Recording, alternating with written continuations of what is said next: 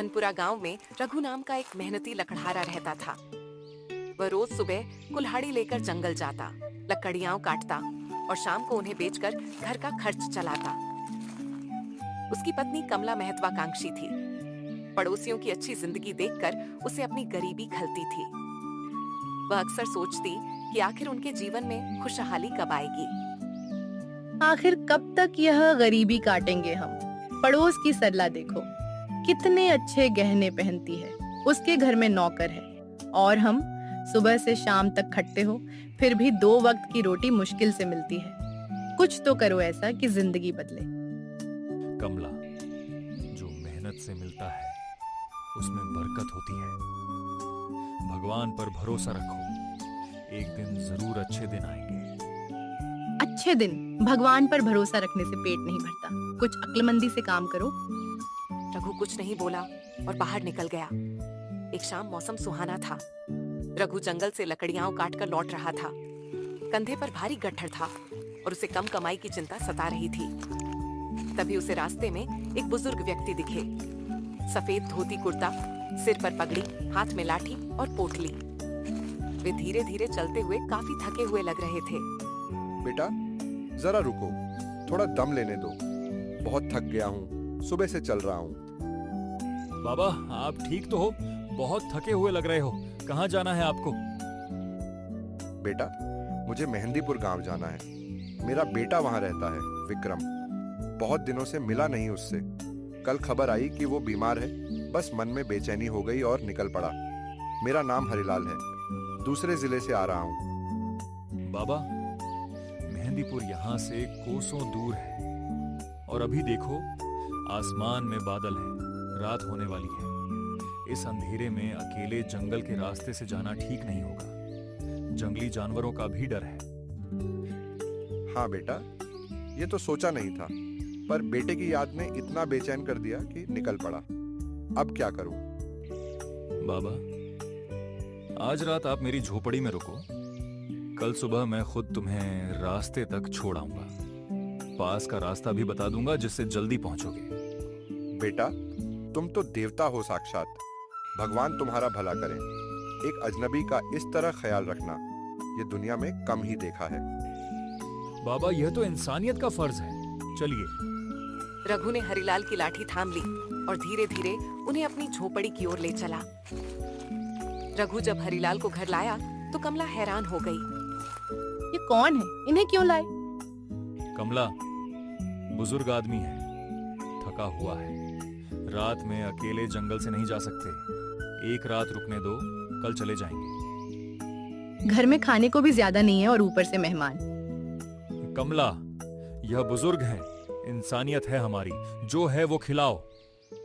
कमला ने अनमने मन से सूखी रोटी और दाल परोसी, पर हरिलाल ने बड़े प्रेम से खाया। बेटा, इस रोटी में जो स्वाद है ना, वो किसी राजमहल के खाने में भी नहीं होता, क्योंकि यह प्रेम से परोसी गई है। बाबा, आप बड़े हो, आपका आशीर्वाद ही हमारी दौलत है। कि बेटा, मेरे पास 2 ही चीजें हैं। एक यह पोटली, जिसमें मेरे जीवन भर की कमाई के कुछ हीरे जवाहरात हैं। इन्हें मैं अपने बेटे को देने जा रहा था। और दूसरी चीज, मेरा आशीर्वाद। आज तुमने जो किया, उसके लिए भगवान तुम्हें जरूर फल देगा। बाबा, आराम करो, रात हो गई है। हरिलाल लेट गए और थकान से जल्दी ही गहरी नींद में चले गए। रात का तीसरा पहर था। पूरी झोपड़ी में सन्नाटा था। कमला भी सो चुकी थी। रघु जाग रहा था, करवटें बदल रहा था। तभी उसकी नजर हरिलाल की पोटली पर पड़ी, जो कोने में रखी थी। रघु उठा, धीरे से पोटली के पास गया। हरिलाल की सांसें गहरी और नियमित थीं। वो गहरी नींद में थे। रघु ने कांपते हाथों से पोटली खोली और उसकी आंखें फटी रह गईं। है भगवान, ये तो हीरे हैं, असली हीरे। इतनी दौलत, अगर ये मेरी हो जाए तो मेरी और कमला की पूरी जिंदगी बदल जाए। फिर कभी सूखी रोटी नहीं खानी पड़ेगी, कभी गरीबी नहीं झेलनी पड़ेगी। रघु का दिल तेज धड़कने लगा।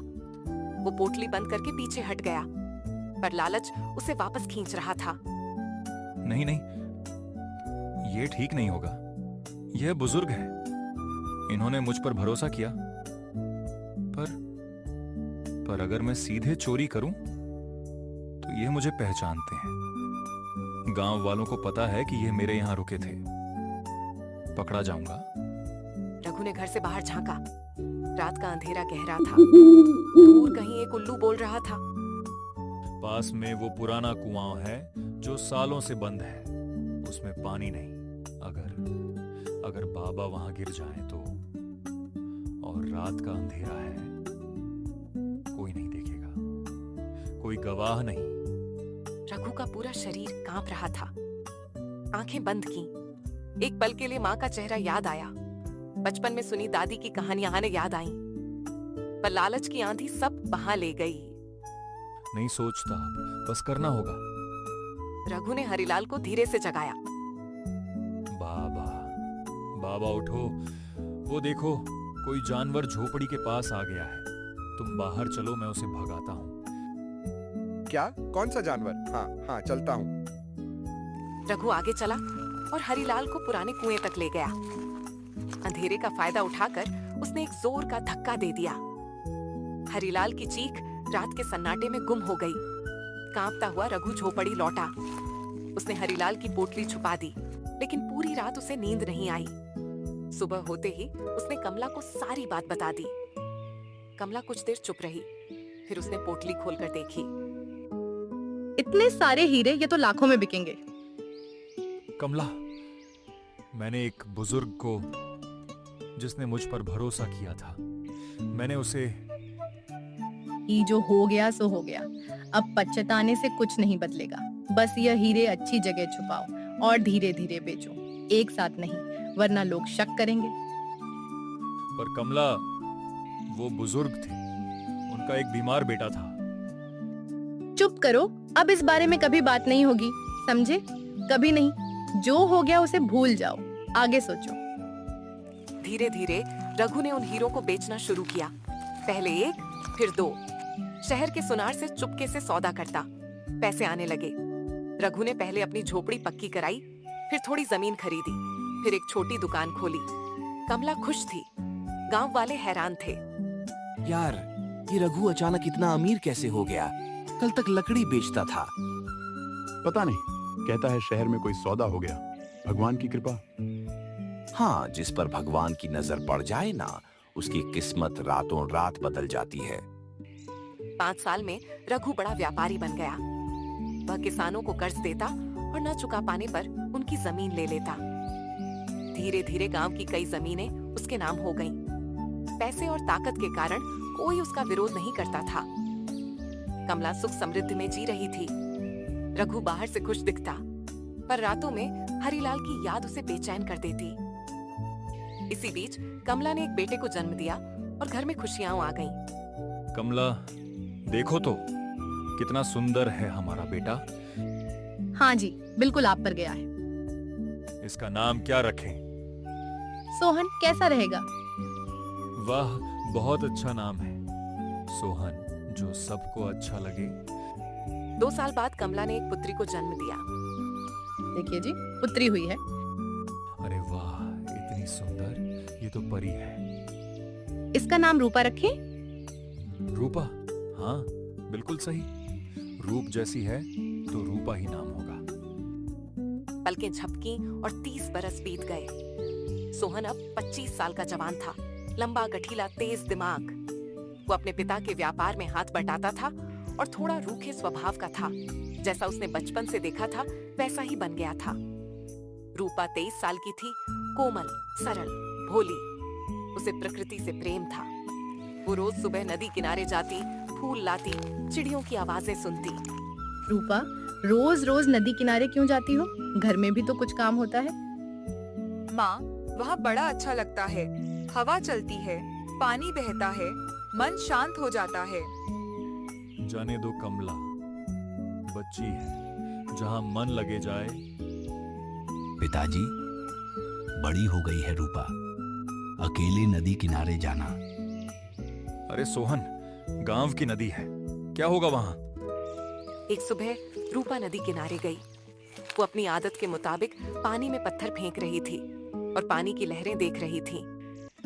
तभी उसे थोड़ी दूर पर एक युवक दिखा।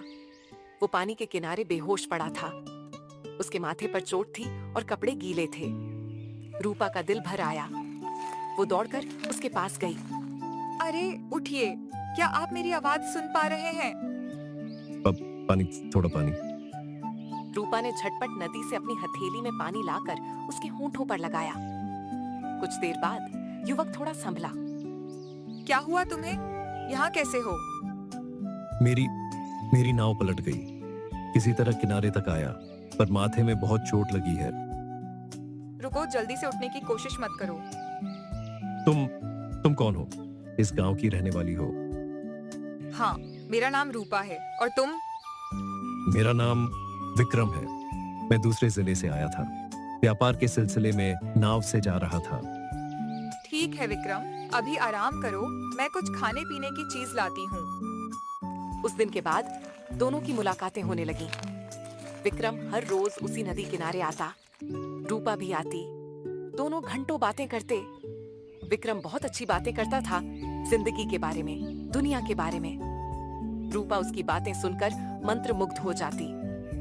धीरे धीरे वो मुलाकातें आदत बन गई और आदत बदल गई गहरे प्रेम में। विक्रम, तुम रोज आते हो यहाँ, तुम्हें अपने काम धंधे की चिंता नहीं? रूपा, जहाँ मन लग जाए वही काम, और मेरा मन तो यहाँ लग गया है। यहाँ मतलब नदी किनारे?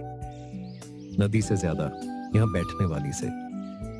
रूपा का चेहरा लाल हो गया, पर इस प्रेम का राज बहुत दिन नहीं चल सका।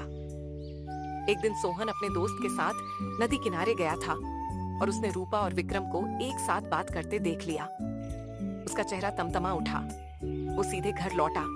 माँ, रूपा कहाँ है? नदी गई होगी, रोज का काम है उसका। हाँ, मुझे पता है अब नदी में क्या काम है उसका। कमला कुछ समझी नहीं। थोड़ी देर में रूपा घर आई। दरवाजे पर ही सोहन खड़ा था। रूपा, वो लड़का कौन था नदी किनारे जिसके साथ तुम बैठी थी? भैया, वो विक्रम है। विक्रम कौन है और तुम उससे कब से मिल रही हो? छुप छुप कर? भैया, मैं छुपा नहीं रही थी। विक्रम एक अच्छा इंसान है। वो मुझसे प्रेम करता है और मैं भी उससे विवाह करना चाहती हूँ। क्या? विवाह? बकवास बंद करो रूपा। तुम जानती हो वो कौन है? मैंने उसके बारे में पता लगाया है। वो कोई व्यापारी नहीं है, वो एक ठग है। लोगों को भरोसे में लेकर उनका माल असबाब हड़प लेता है। उसके कई साथी हैं जंगल में। भैया, यह झूठ है। विक्रम ऐसा नहीं है। झूठ नहीं है, मैंने खुद अपनी आंखों से। क्या हो रहा है? इतनी जोर से क्यों बात हो रही है? जी, सोहन कह रहा है कि रूपा किसी लड़के से नदी किनारे मिलती है। रूपा बेटा, क्या यह सच है? पिताजी, उसका नाम विक्रम है। वो बहुत अच्छा है। हम दोनों। पिताजी, वो अच्छा नहीं है, वो एक ठग है। यह बहुत गंभीर बात है। रूपा, जब तक इस लड़के की सच्चाई न पता चले, तुम नदी किनारे जाना बंद करो। पर पिताजी। बेटा, मेरी बात मानो। अगले दिन घर में सब लोग अपने अपने कामों में थे।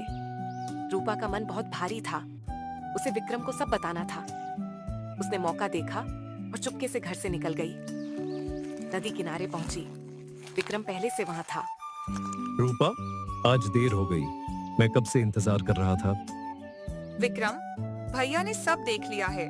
उन्हें हमारे बारे में पता लग गया। तो इसमें डरने की क्या बात है? मैं खुद तुम्हारे घर जाकर तुम्हारे पिता से बात करता हूँ। सब सही हो जाएगा। विक्रम, एक बात पूछनी है, सच सच बताओ। हाँ, पूछो। भैया कह रहे थे कि तुम कोई व्यापारी नहीं हो, तुम एक ठग हो। क्या यह सच है? विक्रम की आंखों में एक पल के लिए कुछ हिला, फिर वो मुस्कुरा दिया। रूपा, तुम्हारे भैया को किसी ने गलत जानकारी दी है। मैं तभी झाड़ियों में आहट हुई और सोहन निकल आया। उसके हाथ में एक लाठी थी। मुझे पता था तुम फिर यहाँ आओगी रूपा, और तुम भी यहाँ हो, मक्कार। आज मैं तुम्हें नहीं छोड़ूंगा। भैया बात से काम चलाओ, हाथ उठाने की जरूरत नहीं। बात? तुमसे बात? तुमने मेरी बहन को जाल में फंसाया है और अब बात करोगे? आज मैं गांव वालों को बुलाऊंगा और बताऊंगा कि तुम कौन हो। गांव वालों को बुलाओगे? विक्रम ने सीटी बजाई। पेड़ों के पीछे से 3-4 बदमाश निकल आए। विक्रम, यह कौन है? मेरे साथी। रूपा का दिल डूब गया। भैया का कहा सच निकला। सोहन अकेला था। 4-5 आदमियों के सामने वो क्या करता? फिर भी वो लड़ा जितना लड़ सकता था। पर अंत में उन लोगों ने उसे बेरहमी से पीट-पीट कर नदी किनारे छोड़ दिया। सोहन ने अंतिम सांस वहीं ली। रूपा चीखती रही, पर विक्रम के साथियों ने उसे पकड़ लिया। चुप रहो, शोर मत मचाओ, तुम्हारे काम आना अभी बाकी है। तुमने मेरे भाई को मार डाला। तुम इंसान नहीं हो। इंसानियत तब मर जाती है जब किसी के पिता को कुएं में फेंक दिया जाता है। रूपा कुछ नहीं समझी। विक्रम रूपा को एक गहरी गुफा में ले गया, जंगल के अंदर। वहां उसे बंद कर दिया, खाना पानी बंद। रूपा भूखी प्यासी रो रही थी। 2 दिन बाद विक्रम रघु के दरवाजे पर आया। उस सुबह रघु और कमला बहुत परेशान थे। सोहन और रूपा दोनों रात से घर नहीं लौटे थे। रघु बार बार दरवाजे पर आ जा रहा था। कहाँ गए दोनों? रात भर हो गई, कोई खबर नहीं। भगवान, मेरे बच्चे ठीक तो है ना? कमला, घबराओ मत, मैं अभी गांव में खोज करता हूँ। तभी दरवाजे पर दस्तक हुई। रघु ने दरवाजा खोला। सामने विक्रम खड़ा था। कौन हो तुम? मैं विक्रम हूँ, जिससे तुम्हारी बेटी रूपा प्रेम करती थी। तुम ही हो वो? कहाँ हैं मेरे बच्चे? बोलो। सोहन अब नहीं रहा। क्या कहा तुमने? जो सुना। और रूपा वो मेरे पास है। अगर उसे वापस चाहते हो तो सुनो। 2 लाख स्वर्ण मुद्राएं 3 दिन में, नदी किनारे उस पुराने पीपल के पेड़ के नीचे। अगर देर हुई या किसी को बताया तो रूपा का क्या होगा, ये मत सोचना। तुम राक्षस हो, मेरे बेटे को मार डाला, मेरी बेटी को। राक्षस? शायद, पर इस दुनिया में राक्षस अकेले नहीं पैदा होते, उन्हें बनाया जाता है। वो मुड़ा और चला गया। रघु और कमला उस दिन घंटों रोए, पर रोने से कुछ नहीं बदलना था। रूपा को वापस लाना था। रघु ने अगले 3 दिनों में अपनी सारी जमीनें बेची, दुकानें बेची, गहने बेचे, जो भी था सब बेच दिया। गांव वाले हैरान थे। कुछ लोगों ने पूछा भी, पर रघु ने कुछ नहीं बताया।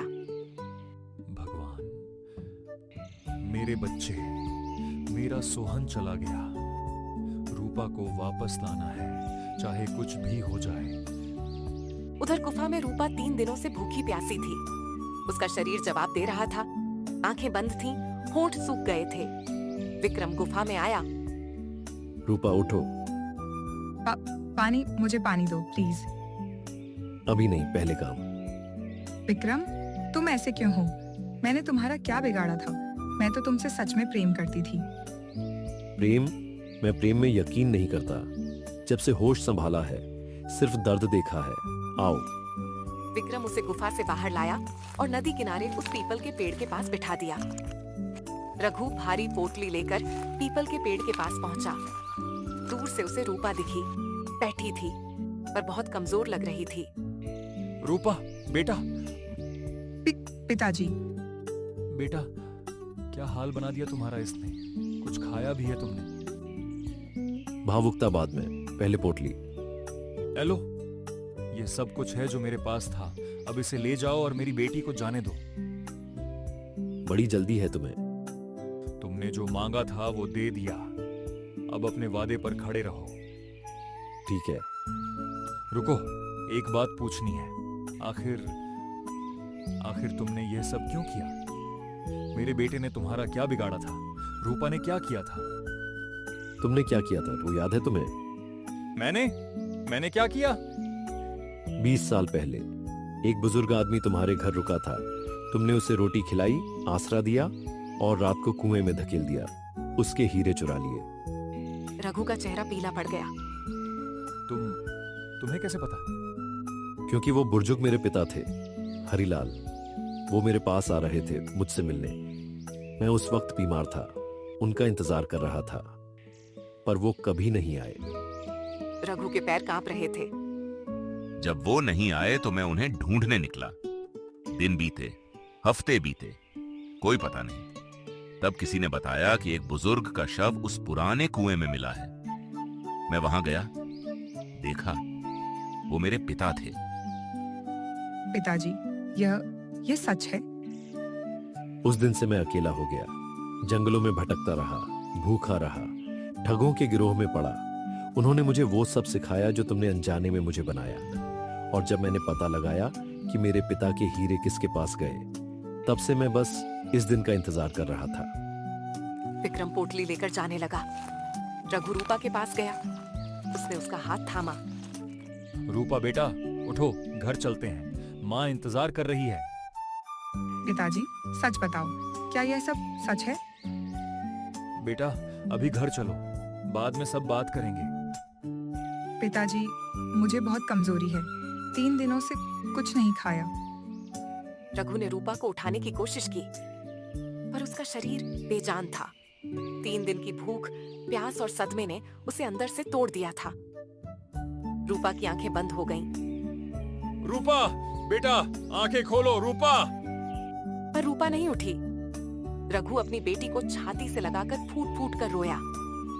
एक पल में उसने अपना सब कुछ खो दिया था, बेटा, बेटी, दौलत, सब। रघु जमीन पर बैठ गया। आकाश की ओर देखकर बोला, भगवान, मैंने क्या पाप किया था जो यह दिन आया। एक बुजुर्ग को कुएं में धकेला था मैंने, एक मासूम को जो मुझ पर भरोसा करके मेरे घर रुका था, मैंने उसे मार डाला। और आज मेरे अपने बच्चों ने उसी पाप की कीमत चुकाई। तभी नदी किनारे एक वृद्ध साधु प्रकट हुए। सफेद वस्त्र, शांत चेहरा, आंखों में असीम करुणा। रघु, कौन हो तुम? मुझे कैसे जानते हो? मैं तुम्हें बहुत पहले से जानता हूं। उस रात से जब तुमने हरिलाल को अपने घर में रोटी खिलाई थी। तुम वहां थे? हाँ, मैं उस रात पास की झोपड़ी में था। मैंने सब देखा था, पर मैंने तब कुछ नहीं कहा, क्योंकि यह संसार का नियम है। हर कर्म का फल मिलता है, देर से सही, पर मिलता जरूर है। साधु बाबा, मेरे बच्चे चले गए, मेरा सोहन, मेरी रूपा। भगवान ने मुझे बहुत बड़ी सजा दी। रघु, ये सजा भगवान ने नहीं दी, ये तुम्हारे अपने कर्मों का फल है। जो बीज बोते हो वही उगता है। तुमने लालच में एक निर्दोष बुजुर्ग की जान ली। उसका बेटा विक्रम अनाथ हो गया। उस मासूम बच्चे ने क्या गुनाह किया था? बाबा, मैं जानता हूं, पर उस वक्त मेरी बुद्धि पर पर्दा पड़ गया था। लालच सबसे बड़ा पर्दा है रघु। वो इंसान की आंखें ढक देता है। उस रात तुमने जो किया, उसकी वजह से एक मासूम बच्चे ने पूरी जिंदगी तड़पते हुए बिताई, भटकता रहा, गलत लोगों के पास पड़ा, और वही दर्द जो तुमने उसे दिया वो तुम्हारे पास लौट कर आया, कई गुना होकर। क्या इसका कोई प्रायश्चित है बाबा? प्रायश्चित होता है रघु, पर उसके लिए सबसे पहले सच स्वीकार करना होता है। अपने कर्मों की जिम्मेदारी लेनी होती है। तुमने जिन किसानों की जमीनें हड़पी हैं, उन्हें वापस करो। जिन लोगों को तुमने नुकसान पहुंचाया, उनसे माफी मांगो, और बाकी जो जीवन बचा है उसे ईमानदारी से जियो। पर मेरे बच्चे? वो चले गए, ये सत्य है। और ये सच भी है कि उन्होंने तुम्हारे कर्मों की सजा भोगी। ये संसार का सबसे कड़वा सत्य है। अच्छे माता पिता के बुरे कर्म भी संतानों तक पहुंचते हैं। इसीलिए कहते हैं, जो बोओगे वही काटोगे। साधु मुड़कर नदी की ओर चल दिए। कुछ कदम जाकर रुके। रघु, अब भी देर नहीं हुई। जो बचा है उसे संभालो, और याद रखो, पश्चाताप तब सच्चा होता है जब वो कर्म में बदले, सिर्फ आंसुओं में नहीं। उस दिन के बाद रघु बदल गया। उसने अपने बच्चों का अंतिम संस्कार किया। कमला सदमे में थी। वो कई दिनों तक बोल ही नहीं पाई, पर रघु ने साधु की बात मानी। उसने गांव के सभी किसानों को बुलाया और उनके सामने अपना सिर झुकाया। मैंने तुम सबके साथ बहुत बुरा किया, तुम्हारी जमीनें छीनी, तुम्हें कर्ज में डुबाया। मैं माफी का हकदार नहीं हूं, पर फिर भी माफी मांगता हूं। जो भी मेरे पास बचा है वो तुम सब में बांट देता हूँ। अब क्या होगा हमारा? जो होना था वो हो गया कमला।